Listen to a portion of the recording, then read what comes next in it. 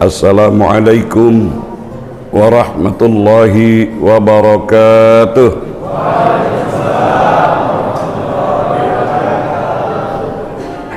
Qala Allah Ta'ala fi kitabihil karim,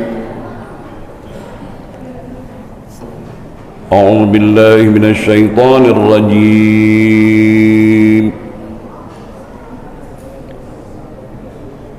Wa idza sa'alaka 'ibadi 'anni fa inni qarib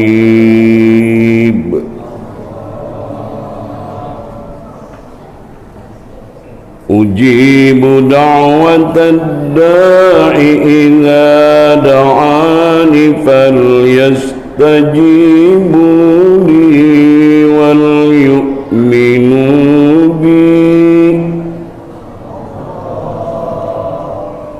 falyastajibu li wal yu'minu bi la'allahum yarshudun.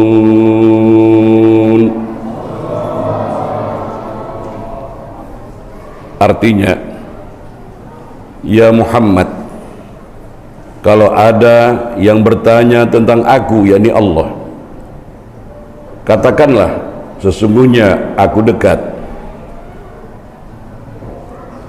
Aku akan mengabulkan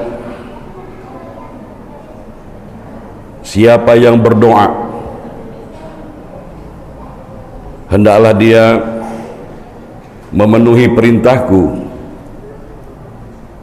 hendaklah dia beriman kepadaku dan memenuhi perintahku.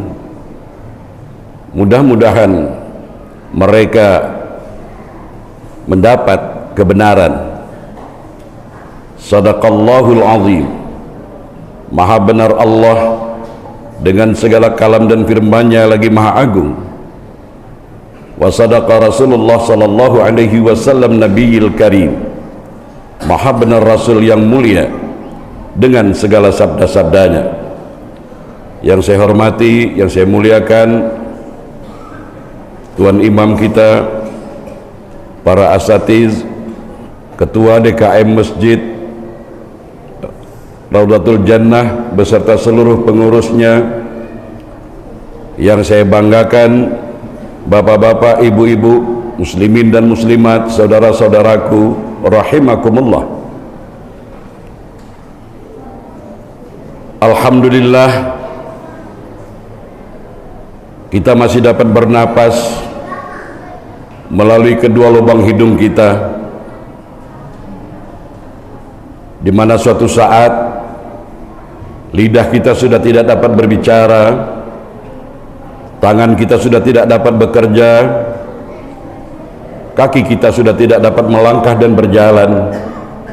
Ketika napas itu berakhir, maka saya menasihati diri saya, bapak-bapak, ibu-ibu yang saya hormati, marilah dalam sisa-sisa kehidupan ini kita perbaiki akhlak kita. Jangan sampai kita mendengar ceramah demi ceramah, ibadah, sholat, baca Quran, zikir, puasa, tetapi tidak nampak akhlak kita. Kita ingin mencapai derajat takwa seperti ibadah Ramadan, la'allakum tattaqun. Jarang kita memikirkan apa takwa itu, bagaimana cara bertakwa itu, apakah saya ini sudah orang bertakwa atau belum. Bapak Ibu, takwa dan iman dan takwa bukan sekarang di dalam masjid, bukan. Allah akan meminta bukti mana takwamu setelah kamu keluar dari masjid ini, setelah kamu lipat hamparan sejadahmu. Bagaimana takwamu terhadap istri dan suamimu, bagaimana takwamu terhadap tetanggamu, bagaimana takwamu terhadap sesama manusia, hablum minan nas. Itu akan diminta pertanggungjawaban. Sebab ajaran Islam ini bukan berhenti sampai di ucapan di lidah saja, Tapi ucapan-ucapan kita ini akan diminta buktinya. Mana bukti ucapanmu? Istilah kata orang Melayu, jangan cakap tak serupa bikin. Lain di mulut, lain di perbuatan. Kita mengucapkan Alhamdulillahi Rabbil Alamin dengan penuh fasih, dengan tajwid yang benar. Di situ kita berikrar, segala puji hanya milikmu ya Allah. Kemudian setelah kita selesai mengucapkan hamdalah ini, di pasar, di kantor, di pabrik, di jalan raya, di mana saja, karena yang berhak mendapat sanjungan dan pujian itu hanya Engkau ya Allah, maka orang yang mengamalkan kalimat Alhamdulillah, dia tidak haus pujian dan sanjungan. Kalau tidak disanjung dan dia merajuk katanya, ngambek, nyesu, ya, maka ucapan Alhamdulillahnya tadi lain di mulut, lain di ucapan. Jadi salah satu orang yang takwa itu yang bisa membaca situasi, iling lan waspada, orang yang sadar, orang yang berhati-hati, itu orang yang bertakwa. Orang yang bertakwa itu bukan dilihat dari pakaiannya, bukan dilihat rajin ke masjid, bukan, ya, tetapi akhlaknya bagaimana. Wah, kalau saya uraikan panjang Bapak Ibu sekalian, cuman saya mau sedikit singkat ayat yang saya bacakan tadi. Wa iza sa'alaka ibadi anni fa inni qarib. Wahai Muhammad, kata Allah, kalau ada yang bertanya tentang aku, kata Allah, katakan aku qarib, dekat. Untuk mendekatkan diri kepada Allah, maaf, bukan ritual saja, tapi kunjungi orang miskin, kunjungi anak yatim, ziarahi orang sakit, sempurnakan jenazah, ya, itu kamu mendekatkan diri kepada Allah. Berkunjungi orang-orang yang sedang susah.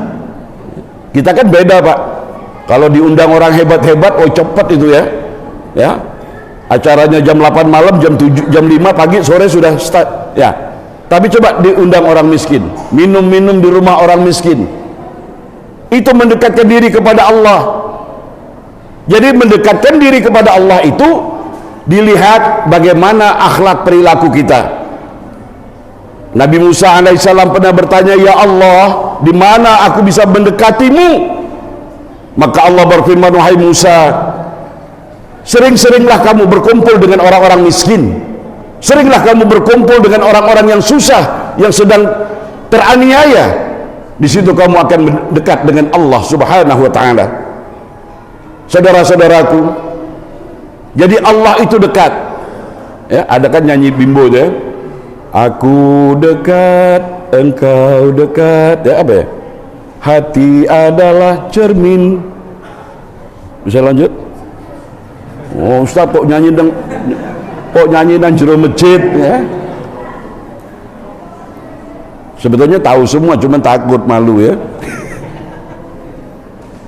Jadi Bapak Ibu sekalian, kemudian aku akan mengabulkan setiap hamba-hambaku yang berdoa. Nah, syarat dikabulnya doa Bapak Ibu sekalian, wal yu'minu bi, engkau harus beriman kepada aku, kata Allah. Nah, di sini juga iman persoalan. Sudahkah kita mencari informasi apa iman itu? Bagaimana cara beriman itu? Apakah saya ini orang beriman atau belum? Sementara umur kita semakin hampir Bapak Ibu sekalian. Saya doakan bapak-bapak, ibu-ibu duluan dari saya, atau saya belakangan lah dari bapak-bapak, ibu-ibu. Iman itu bukan hanya sekedar menghafal rukun iman yang 6. Kalau kita uraikan panjang lagi, tapi saya kutip sepotong hadis yang pendek tetapi sangat menyentuh. Orang beriman itu, bahasa Inggris Pak ya kalau paham ya, cangkeme, lambene, karo tangane iso gawe aman wong liya. Paham? Ada orang Jawa nggak ini? Kalau ada orang Jawa nggak paham, ini Jawa murtad namanya. Artinya orang yang beriman tuh lidahnya, lisannya, komunikasinya dapat membuat aman orang lain. Tangannya ketika dia punya kekuasaan, ya dia tidak sembarang neken korupsi, dia tidak sembarang dengan kekuasaan itu dia berbuat zalim. Walaupun dia pergi umrah setiap tahun, walaupun dia salat berjamaah tidak pernah putus, tapi kalau lidahnya menyakiti orang lain, memfitnah orang lain, menghujat orang lain, mencaci orang lain, la yu'min. Ibu, kalau ibu lidah ibu menyakiti tetangga, dengan lidah ibu mengurus perasaan tetangga, la yu'min, tidak beriman. Jadi jangan GR kita, oh udah beriman, ya. Cek lidah kita, sudah berapa banyak bu suami ibu nyesu ngambek karena lidah ibu-ibu. Ayo ngaku bu, ngaku bu. Sudah berapa banyak pak istri bapak menangis sakit hatinya karena cacian dari lidah bapak-bapak. Sudah berapa banyak orang yang malu karena lidah kita, terfitnah sampai di penjara, sampai terbunuh gara lidah kita. Bagaimana kita minta ampun pak? Itu ciptaan Allah loh, makhluk Allah. Jangankan manusia, anjing sekalipun jangan kau sakiti. Itu ciptaanku kata Allah. Saya ambil contoh, nyuwun sewu Pak Imam, ini kitab ini karangan produksi karya Pak Imam. Asmane sinten? Baru Razi. Ini saya hormati, saya hargai. Bagaimana perasaan antum? Gembira kan? Tapi coba sebaliknya, karya beliau, ciptaan beliau ini saya lecehkan, tentu beliau kecewa dan murka dan sakit hati. Nah, siapa manusia yang walaupun dia bukan seakidah dengan kita, itu ciptaan Allah, walaupun itu binatang, ciptaan Allah. Bayangkan, maaf ya, kadang-kadang di mimbar kita hujat orang, kita pancing orang untuk marah-marah, untuk emosi, ya, macam-macam fitnah, hoak dan lain sebagainya. Inikah citra orang beriman? Dengar ceramah bukan malah nyaman, malah semakin darah tingginya kumat. Jihad ya, apa ini ya? Jihad di sini berjuang melawan kemiskinan umat Islam, jihad lawan kemiskinan umat Islam, kebodohan umat Islam, jumud umat Islam, kemalasan umat Islam. Ini yang patut kita perangi, jihad. Kadang-kadang sembahyang pun pelotot-pelototan, ya, karena lain mazhab, lain. Bagaimana sholat mau khusyuk? Sampai-sampai saya minta maaf ya, bukan kontroversial tidak ya. Saya kalau sholat membaca surat Tabbat Yada itu kadang-kadang saya nggak tega saya. Sholat sambil nyumpah Tabbat Yada Abi Lahab, ya. Sedangkan kita sedang bermunajat kepada Allah.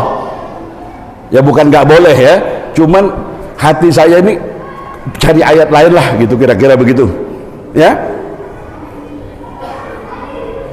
Ujibu da'watad da'i iza da'an, aku akan mengabulkan setiap hamba-hambaku yang berdoa, syaratnya beriman. Jadi iman itu ya bukan menghafalkan rukun iman yang 6 saja. Wah, itu juga tanggung jawab kita berat pak. Aku mengimani kitab-kitab yang diturun Al-Quran dan kitab-kitab yang diturunkan sebelumnya. Mana buktinya? Al-Quran itu apa sudah Anda imani? Cuman sekedar dimusabakohkan, ditajwidkan dengan lagu yang enak, tapi sementara isi Al-Quran itu jauh panggang dari api untuk kita laksanakan. Saya ambil contoh. فَيَقُولَ رَبِّ لَوْلَا أَخَّرْتَنِي إِلَى أَجَلٍ قَرِيبٍ فَأَصَّدَّقَ وَأَكُن مِّنَ الصَّالِحِينَ. Ini bukan ngamalkan Quran pak, ini baru tilawah, baru baca Quran. Bagaimana ngamalkan Al-Quran? Kan ada itu kasidah Jepang, tombo ati iku ono 5 perkara, ya Jepang ya. Kaping pisan maca Quran lan maknane. Bagaimana Al-Quran akan berfungsi sebagai hudan, sebagai petunjuk kalau Yasin wal Quran sadaqallahul azim tidak diamalkan? Makanya itu ada riwayat Al-Quran itu akan menempeleng mukamu, kamu baca dia tapi tidak kamu amalkan. Cara mengamalkan Quran tadi baca, ngamalkan bagaimana? Oh, nafkahkanlah sebagian rezekimu di jalan Allah sebelum datangnya kematian. Menurut ahli tafsir ada yang menafsirkan ayat ini seindah, seelok-elok, sebagus-bagus sedekah ketika sebelum mati pak. Ya, saya lihat tadi kotak amal tadi ngebut. Coba sekali-sekali Kota Aman tuh macet, berhenti ngisi gitu ya. Saya tanya Pak pengurus masjid, listrik ini bayar apa gratis? Hah? Bayar kan? Air bayar enggak? Ya, para asatizanya untuk dibayar kan? Mau bayar saya juga pula tuh. Enggak. Saya enggak minta, kalau dikasih ya gelem lah, mau lah. Artinya kita memerlukan biaya untuk makmurnya masjid ini. Maka orang yang mengamalkan ayat ini sifatnya pemurah. Anakku, ajar anak-anak kita dari kecil untuk dermawan. Ini nak, uang 1000 perak ya, nanti masuk masjid, masuk celengan masjid ya. Orang pelit, orang loke, orang kedekut, maaf, jangan ngaku-ngaku orang takwa Pak. Sebab orang takwa itu allazina yunfiquna fis sarra wad dharra. Orang yang bertakwa itu menafkahkan sebagai rezekinya baik di kala lapang maupun di kala sempit. Ustaz, saya nggak ada duit, jadi nggak bisa sedekah.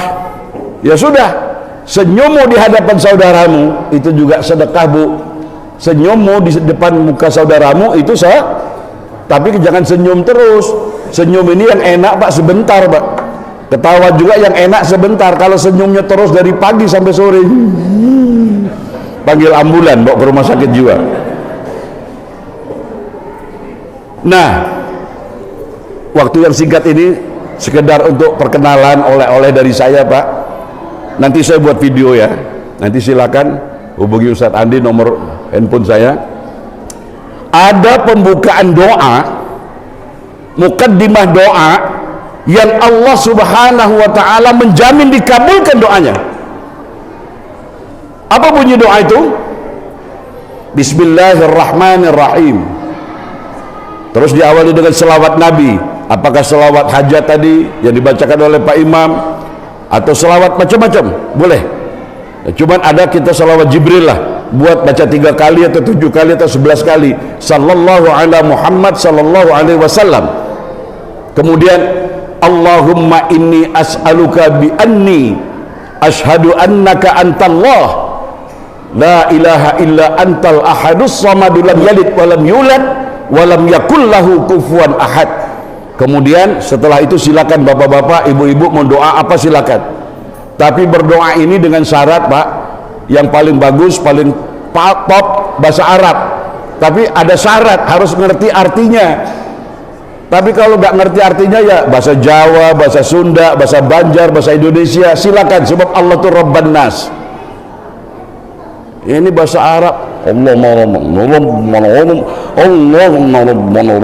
apa Pak? Nggak tahu, pokoknya Rabbana. Ini doa burung tiung namanya nih. Makanya doa kita dari tahun ke tahun nggak kabul-kabul. Ya. Kemudian Ibu, kalau berdoa jangan ragu-ragu. Mantap. Ditutup dengan ya mujibas sa'ilin, ya arhamar rahimin, walhamdulillahi rabbil alamin. Mantap.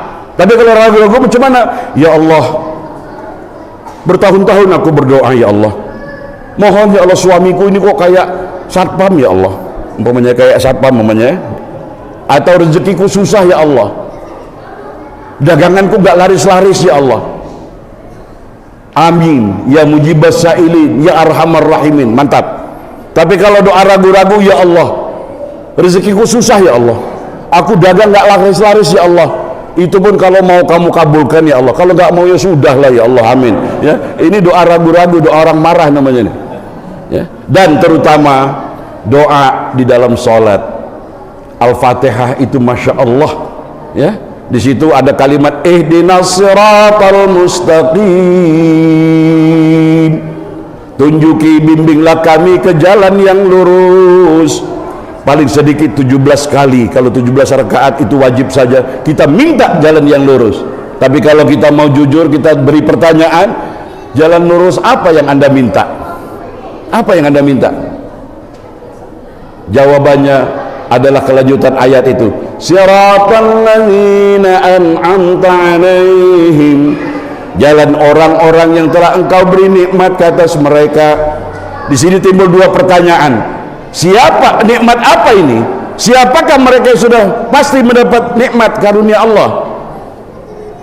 Nah, ini dua pertanyaan harus dijawab dengan dua jawaban. Yang pertama, nikmat apa dia? Nikmat iman, nikmat Islam. Nikmat apa lagi yang paling hebat? Nikmat kita diberi nikmat oleh Allah. Kita tahu apa yang Allah suka, maka dengan mudah kita melaksanakannya. Dan kita tahu apa yang Allah tidak suka, kita terhindar melakukannya. Maka Nabi SAW mengajarkan, Allahumma arinil haqqa haqqa warzuqna tiba'ah wa arinil batilan batila warzuqna jatinabah. Kemudian dalam sholat, Bapak jangan lupa itu 8 persoalan duduk antara 2 sujud. Berpuluh tahun kita sholat, di situ Allah mendengar permintaan doa. Di situ sebenarnya kalau dikabulkan oleh Allah, orang yang sholat itu diampuni dosanya. Rabbil firli warhamni, disayangi Allah.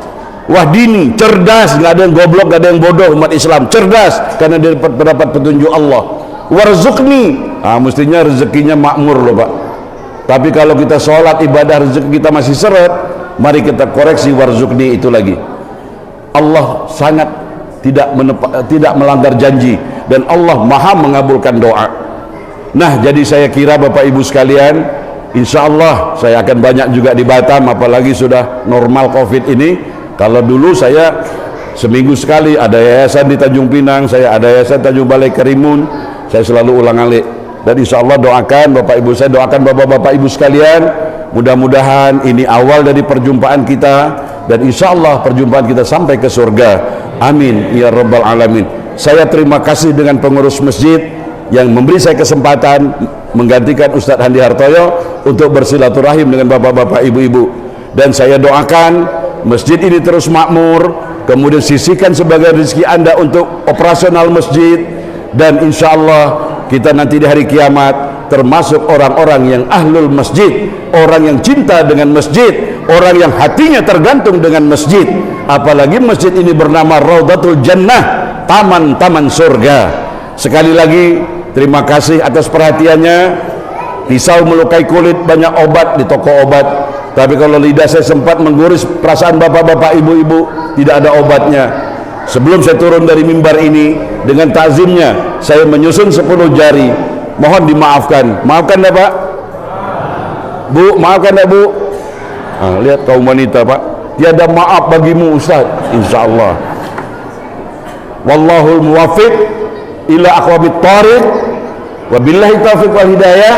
Wassalamualaikum warahmatullahi wabarakatuh.